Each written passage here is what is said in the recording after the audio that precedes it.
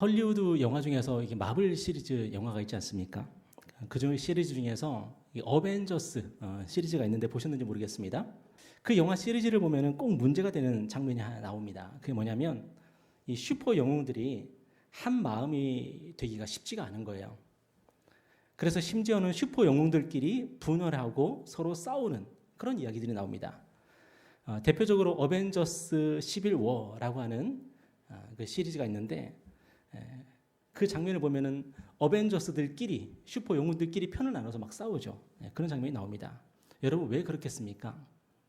물론 많은 이유가 있겠지만 아마도 이 슈퍼 영웅들이 잘났기 때문에 그런 게 아닌가 싶어요.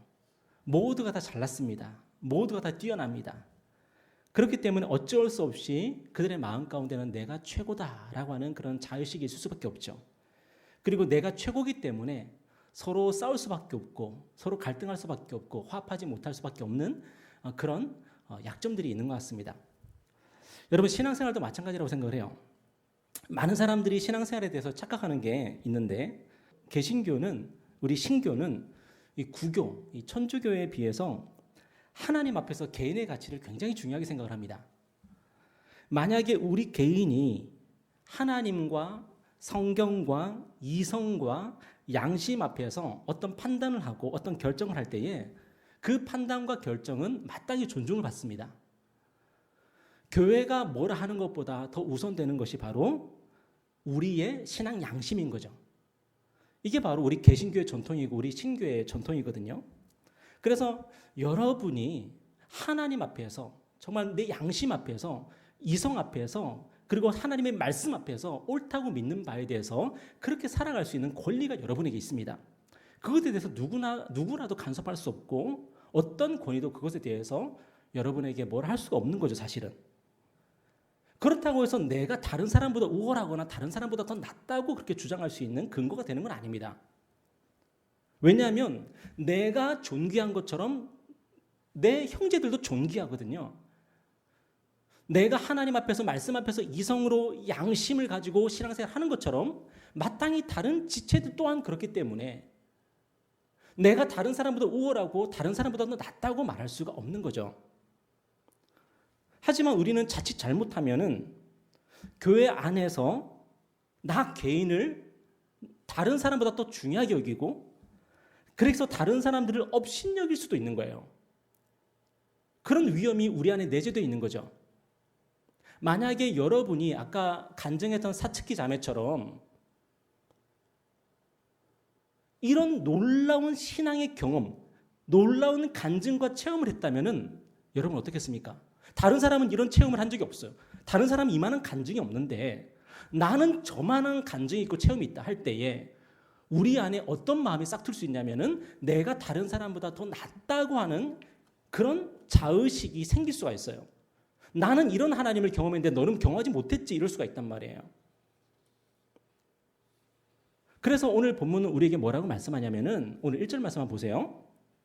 그러므로 그리스도 안에 무슨 권면이나 사랑의 무슨 위로나 성령의 무슨 교제나 긍휼이나 자비가 있거든. 여러분 그리스도 안에서 무슨 권면, 뭐 격려 같은 거겠죠. 사랑의 무슨 위로, 성령의 무슨 교제, 긍휼, 자비. 여러분 이런 것들이 얼마나 대단한 겁니까? 예수님을 믿기 때문에 가능한 거고 성령을 받았기 때문에 가능한 것들이거든요. 이 사츠키 자매가 이렇게 간증해서 간증을 통해서 다른 사람을 위로하고 격려할 수 있는 거 예수를 믿기 때문에 성령을 받았기 때문에 가능한 것들 아닙니까? 여러분 세상 사람들은 가히 상상할 수 없는 것들이고요. 특별히 여러분 구약 시대에 왕도 아니면서 선지자도 아니면서 제사장도 아니면서 이렇게 놀라운 하나님의 은혜와 은사들을 경험하면서 그것들을 교회 가운데서 베풀 수 있다는 거 여러분 얼마나 대단한 건지 몰라요. 오직 그리스도 예수 안에서만 가능한 거고 오직 성령이 우리 가운데 계시기 때문에 각 사람 가운데 계시기 때문에 가능한 거예요. 그런데 오늘 본문은 우리 각 사람이 그런 대단한 은사와 재능을 가지고 어떻게 살아야 된다고 말씀하고 있어요. 2절에 보니까 한번 다 같이 읽어볼까요? 시작. 마음을 같이하여 같은 사랑을 가지고 뜻을 합하며 한 마음을 품어.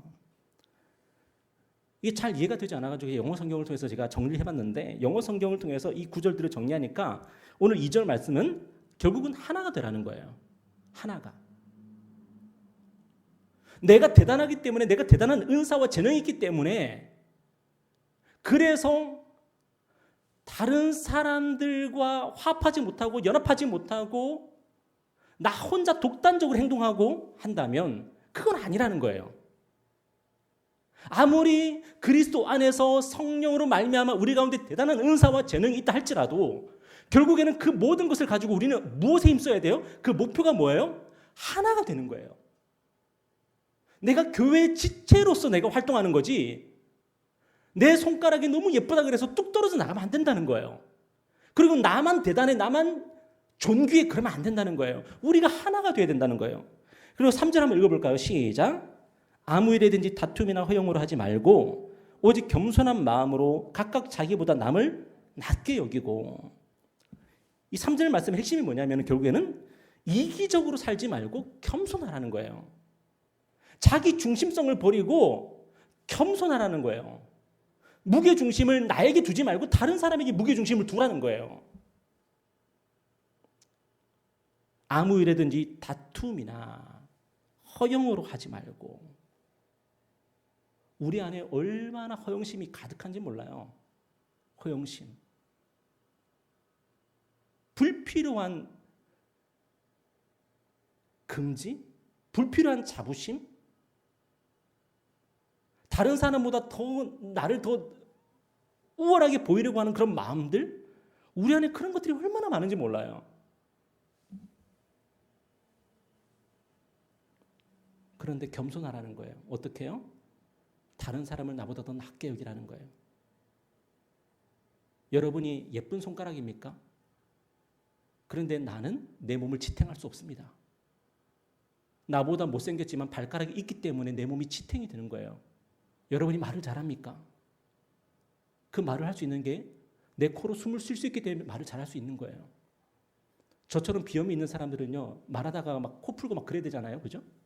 내가 나로서 교회에서 대단한, 존귀한 그런 삶을 살아갈 수 있는 게 다른 누군가가 곁에 있기 때문이고 받쳐주기 때문인 거지.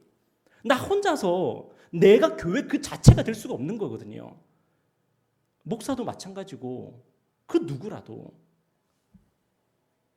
4절 한번 읽어볼까요? 시작. 각각 자기 일을 돌볼 뿐더러 또한 각각 다른 사람들의 일을 돌보아 나의 기쁨을 충만하게 하라.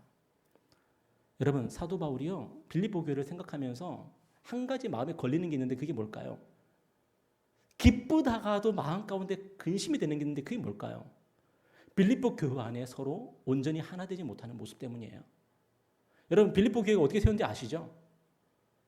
바울과 실라가 빌립보 성에 가서 복음을 전하잖아요. 그러다가 감옥에 갇히잖아요.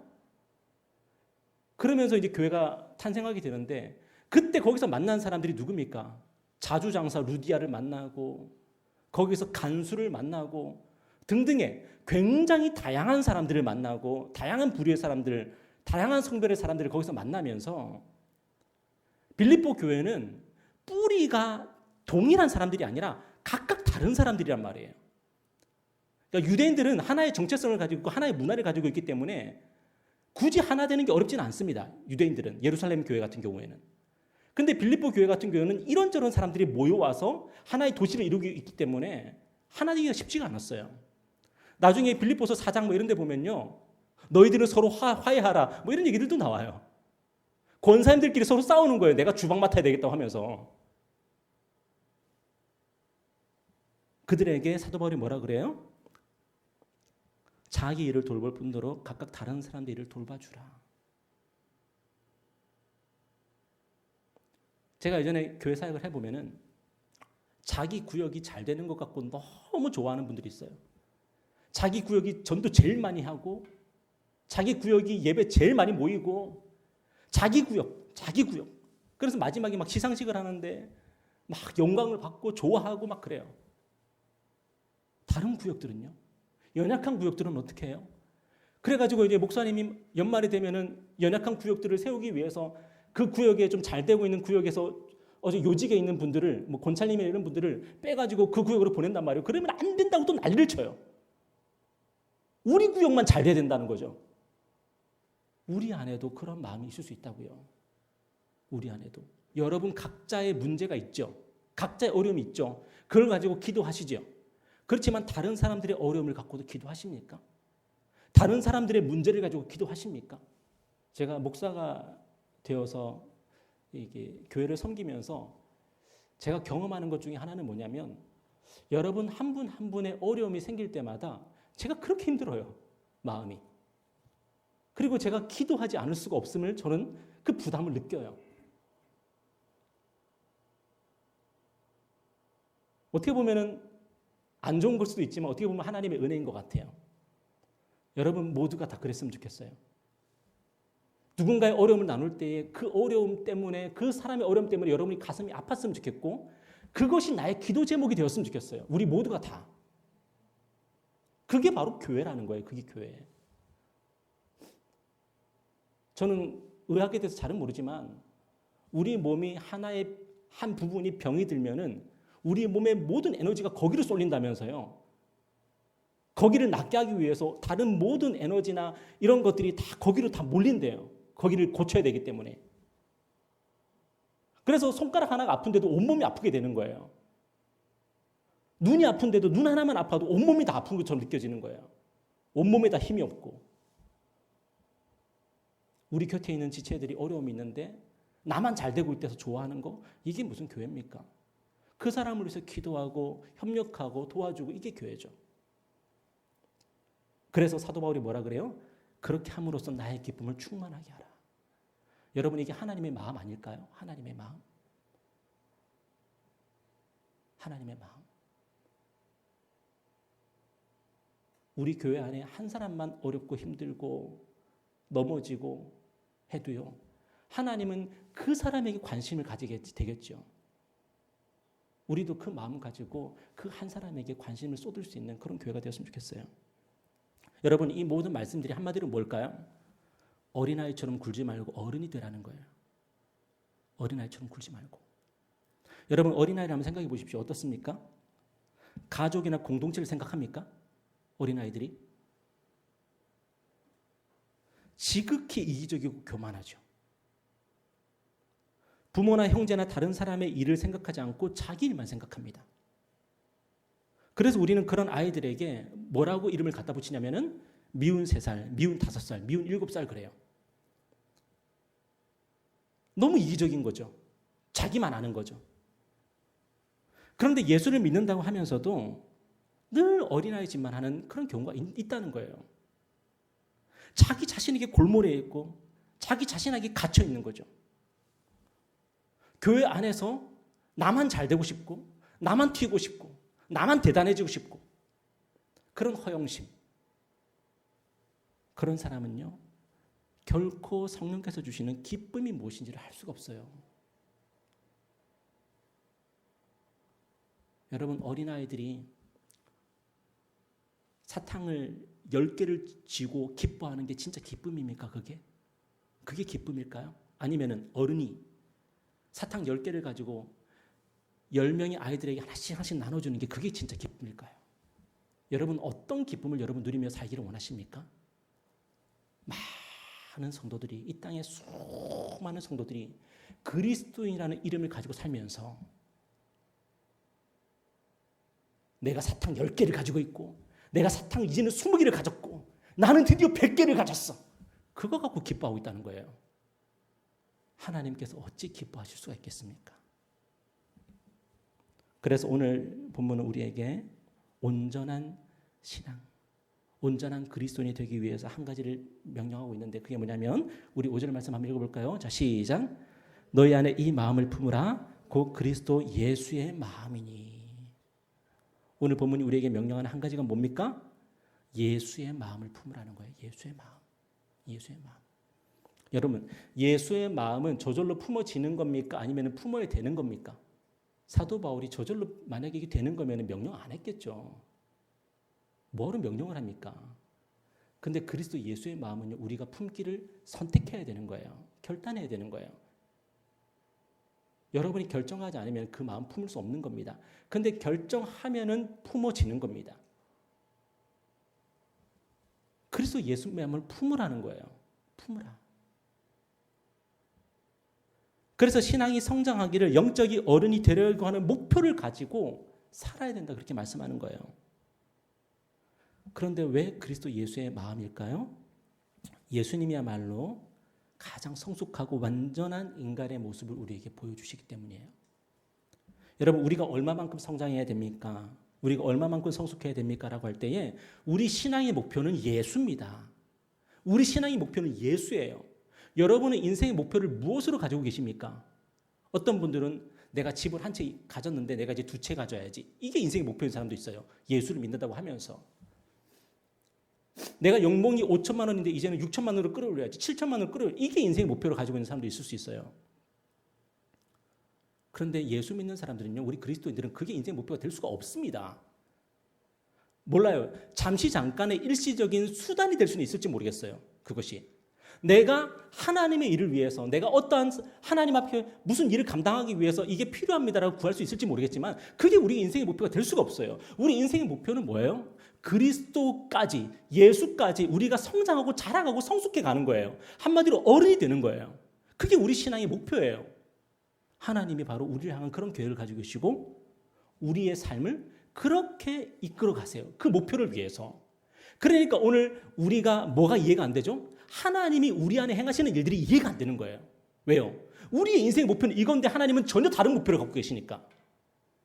하나님, 왜 내 인생의 목표가 이건데 이렇게 이 다음에는 이걸로 가야 되는데 왜 하나님은 저걸로 인도하세요?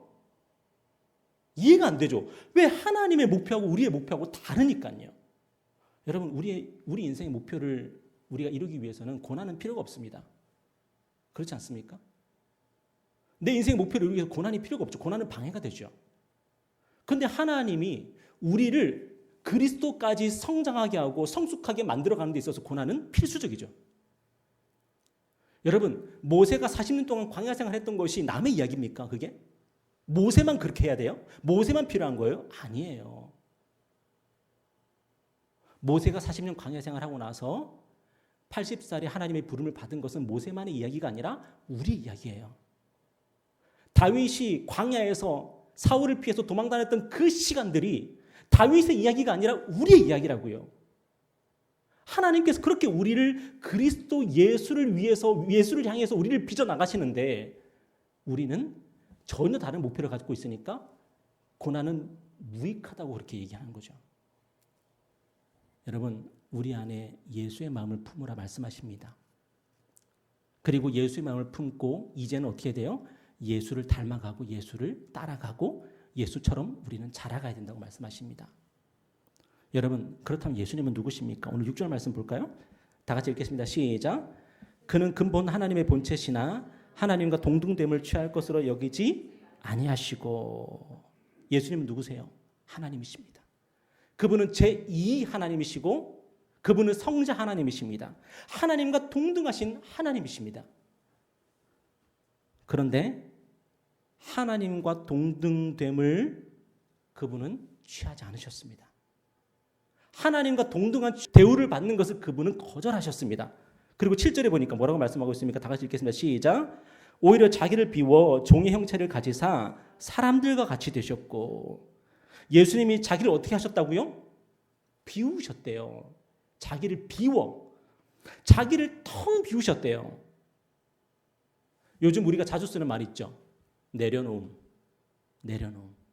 예수님은 가질 수 있는 거예요. 하나님과 동등함을 가질 수가 있는 거예요. 그런데 오히려 내려놓으셨어요. 텅 비우셨어요. 그리고 우리와 같이 종의 모습을 입으셨어요. 오늘 8절에 보니까 사람의 모양으로 나타나사 자기를 낮추시고 죽기까지 복종하셨으니 곧 십자가에 죽으심이라. 예수님은 하나님과 동등하신 분인데 자기를 내려놓으셨어요. 텅 비우셨어요. 그리고 우리와 같은 종의 모습을 입으시고 사람의 모습을 입으셨어요.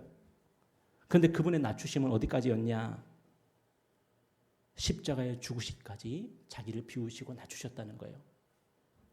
여러분, 이게 뭡니까? 이게 바로 성장이에요. 이게 성숙이에요.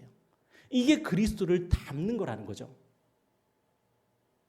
우리가 성장하고 성숙하고 어른스러워지는 것, 이런 거를 하도 모르니까 예수님이 직접, 하나님이신 그분이 직접 이 땅에 오셔서 우리가 어떻게 우리가 성장해 나가야 되고 성숙해 나가야 되고 어른이 되어야 되는지를 몸소 직접 보여주셨어요. 그 핵심이 뭐냐면 텅 비우는 거예요. 내려놓는 거예요. 그리고 더 내려놓는 거예요. 그래서 예수님은요, 자신이 가지고 있는 그 모든 것을 다 나누어 주셨어요, 우리에게. 우리는 어떻습니까? 사탕 하나를 갖고 있어도 두 개를 갖고 싶어 하고, 두 개를 갖고 있어도 세 개를 갖고 싶어 하고, 다 내 거, 내 거, 내 거, 그러는 게 우리인데, 예수님은 자신이 가지고 있는 걸 모두 다 나누어 주셨어요. 자기 생명까지. 그리고요, 우리는 알 수 없었던, 우리는 몰랐던 전혀 다른 기쁨을 예수님은 누리셨어요. 사랑하는 기쁨이에요. 나누는 기쁨이에요. 버리는 기쁨이에요. 우리를 섬기는 기쁨이에요. 그 기쁨을 누리셨어요. 이게 뭐예요? 어른의 기쁨이죠. 어른의 기쁨. 여러분, 오늘 저와 여러분의 마음속에 있는 불안과 불행이 어디서 오는 걸까요? 우리의 마음속에 있는 불안과 불행이 어디서 오는 걸까요? 만약에 우리의 마음이 불안하고 불행하다면 그것은 우리가 지극히 자기중심적이고 이기적이기 때문에 오는 거라는 거예요. 제가 지난 한 주간에 묵상했던 내용 중에 하나가 뭐였냐면은, 저도 우울할 때가 있고 저도 불행할 때가 있고 저도 불만족스러울 때가 있거든요. 왜 그럴까? 곰곰이 가만히 앉아서 묵상을 해봤어요. 그런데 오늘 본문의 말씀을 준비하면서 예수님을 생각하게 됐는데, 예수님은 어떻게 기쁘셨을까? 여러분, 예수님이 어떻게 기쁘셨을까요? 예수님은 하나님의 일을 하시면서 기쁘셨어요. 사마리아에서 예수님이 사마리아 여인을 만나셨잖아요. 그때 제자들이 먹을 것을 사러 마을에 갔다가 돌아왔습니다. 그때 예수님께서 제자들에게 뭐라고 그러셨어요? 나에게는 너희가 알지 못하는 양식이 있다 그러셨어요. 제자들은 그게 뭔지 몰랐어요. 예수님이 어디서 먹을 것을 구하셨지? 그런데 예수님은 나에게는 너희들이 알지 못하는 양식이 있다. 여러분, 그 양식이 뭐죠? 아버지의 일을 행하는 것이었어요. 예수님은 아버지의 일을 행하면서 충만해지셨어요. 아버지의 뜻에 순종하시면서 그분은 자신을 채우셨어요. 이게 바로 예수님의 양식이고 오늘 저와 여러분의 양식이에요. 여러분 정말 불행하다 느껴지고 정말 우울하다 느껴지고 여러분이 인생이 불만족스러울 때 한번 생각해 보세요. 내가 이번 일주일 동안 하나님의 뜻대로 행한 것이 있느냐? 없어요. 없어요. 나를 위해서 살았지, 나 자신을 채우기 위해서 살았지, 정말로 아버지의 뜻을 행한 게 없어요. 그러니까 불안하고 우울하고 기쁨이 없는 거예요. 왜? 우리 안에 성령께서 계시는데 그 성령께서 주시는 기쁨을 누릴 수가 없는 거죠. 아까 우리 성경 공부 시간에 잠깐 그 얘기 나눴잖아요. 엘리야 시대에 세 부류의 사람들이 있었는데 누가 있었다 그랬어요? 여호와 하나님을 믿고 섬기는 사람들이 있었고, 바알을 믿고 섬기는 사람이 있었고, 여호와 하나님과 바알을 둘 다 믿는, 왔다 갔다 하는 사람도 있었다 그랬죠. 여러분 누군 것 같아요? 여러분 누군 것 같아요? 그 엘리야 이야기를 보면은 이세벨은 주구장창 바알을 믿습니다. 그런데 아합은 바알을 믿다가도 하나님을 믿어요. 여호와 하나님을 믿어요. 왔다리 갔다리 해요. 여러분, 우리 인생은 바알을 믿을 수 없는 인생이잖아요. 여러분 진짜로 바알에게 올인할 수 있어요? 이 세상에게 올인할 수 있어요? 여러분 죄에게 올인할 수 있습니까? 못하잖아요. 그러면 이제는 여호와 하나님, 우리 예수님만 섬기고 그분을 따르며 살면 되는데, 아까 사츠키 자매가 뭐라 그랬어요? 내 모든 사상 생각, 내 안에 있는 그 모든 것들을 다 예수께 드리고 헌신하기로 결정했다고. 우리가 그렇게 살면 되는데 자꾸 왔다리 갔다리 해요. 이게 저와 여러분의 문제 아닐까요? 우리 예수님은 양식이 없었는데도 하나님 일 하시면서 채우셨어요. 우리는요. 지난 한 주간 되돌아보세요. 내 뜻이 아니지만, 내가 원하는 것이 아니지만 이것이 하나님이 원하시는 거고 하나님의 뜻이기 때문에 내가 해야지 하면서 한 게 있냐고요. 내 아버지의 뜻을 행한 것이 있냐고요. 우리가 매일매일 오늘의 양식을 하지만 정말 오늘의 양식을 하는 그 이유가, 그 동기가 하나님이 기뻐하시기 때문에, 하나님이 원하시기 때문에 했다면 여러분은 조금이라도 그 기쁨을 맛볼 수 있어요. 그렇지만 전병기 목사 때문에 하는 거라면 여러분은 기쁨을 맛보기 어렵죠. 우리가 어떤 일을 하든지 그 동기가, 그 이유가 하나님이 되면 하나님께서 우리를 그냥 내버려 두시지 않으세요. 우리를 채워주세요. 그 이야기가 뭐예요? 9절 말씀 읽어볼까요? 시작. 이러므로 하나님이 그를 지극히 높여 모든 이름 위에 뛰어난 이름을 주사. 10절 시작. 하늘에 있는 자들과 땅에 있는 자들과 땅 아래에 있는 자들로 모든 무릎을 예수의 이름에 꿇게 하시고, 마지막으로 11절, 모든 입으로 예수 그리스도를 주라 시인하여 하나님 아버지께 영광을 돌리게 하셨느니라. 여러분, 예수님께서 왜 성육신 하셨죠? 왜 십자가에서 죽으셨죠? 누구를 위해서 그렇게 하셨을까요? 누구를 위해서?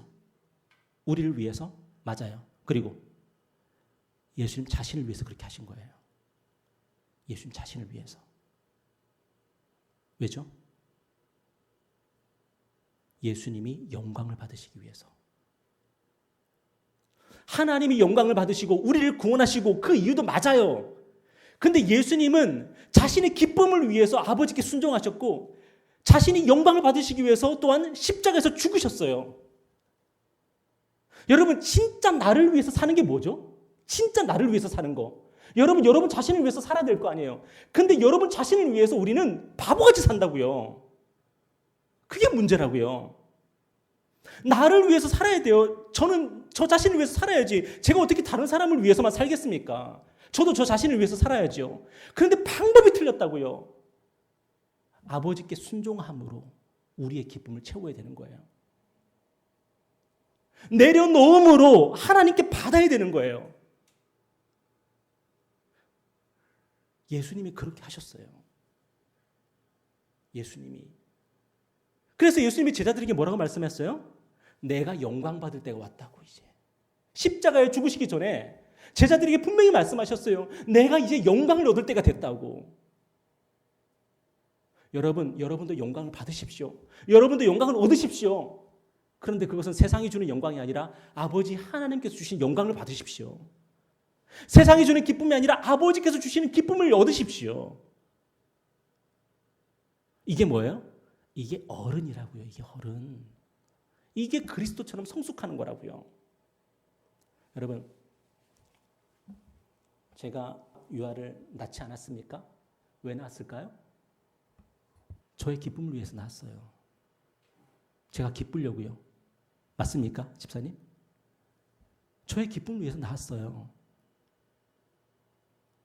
저의 기쁨을 위해서. 이 아이들을 키우고 있습니다. 왜죠?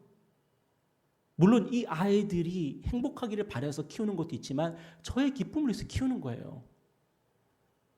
이게 옳은 거라고요. 이게 맞는 거라고요. 그래서 우리가요, 하나님의 뜻대로 우리 자신을 위해 살면요, 다른 사람들도 행복해져요. 하나님의 뜻대로 하나님께 순종하면서 나 자신을 위하게 되면 다른 사람들도 좋은 거예요. 그런데 세상의 방법으로 나 자신을 위하잖아요. 다른 사람을 해치는 거예요. 그거는. 이 세상이 여러분에게 가르쳐준 그 지혜대로 살잖아요. 다른 사람을 불행하게 만들어요. 하나님이 주시는 말씀대로 살면요, 다른 사람들 또한 행복해져요. 예수님이 아버지의 뜻대로 사셨을 때 자기만 기쁜 게 아니라 우리 또한 기쁘잖아요.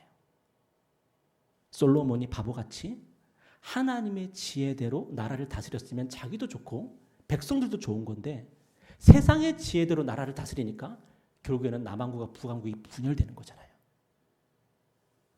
말씀 맺겠습니다. 태초에 인간이 어떻게 타락했습니까? 태초에 인간이 어떻게 타락했습니까? 아담과 하와가 뱀이 선악과를 먹으면 너는 하나님처럼 될 거라고 스스로 높아지라고 그랬어요. 그들은 타락했습니다. 그리고 우리 모두가 다 불행해졌잖아요. 우리 조상 아담이 그 유혹과 시험을 이겼다면 오늘 저와 여러분은 어떻게 살았을까요? 하나님과 함께 그리스도와 함께 왕노릇하면서 살았을 거예요.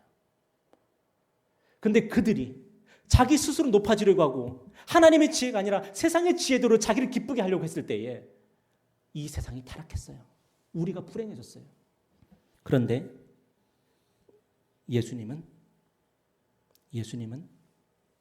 하나님이시기를 포기하셨어요. 예수님은 스스로 하나님됨을 취하지 않으시고 사양하셨어요. 그리고 우리처럼 되셨고, 우리처럼 되신 게 아니죠. 우리보다 더 낮아지셔서 십자가에서 죽으셨어요. 그런데 놀랍게도 하나님께서 예수를 높이셨어요. 하나님께서 예수를 높이셨다고요. 그에게 지극히 높은 이름을 주셨다고요. 하나님께서 오늘 저와 여러분에게 어른이 되라고 말씀하십니다. 어린아이처럼 굴지 말고, 어린아이처럼 기쁨을 구하지 말고 어른이 되어서 정말로 성숙한 기쁨을 누리며 살라고 말씀하십니다. 비우십시오. 텅 비우십시오. 하나님이 채우실 거고, 내려오십시오. 내려오면 하나님이 여러분을 높이실 겁니다. 그래서 우리 교회가 하나 되기를 축복합니다. 기도하겠습니다.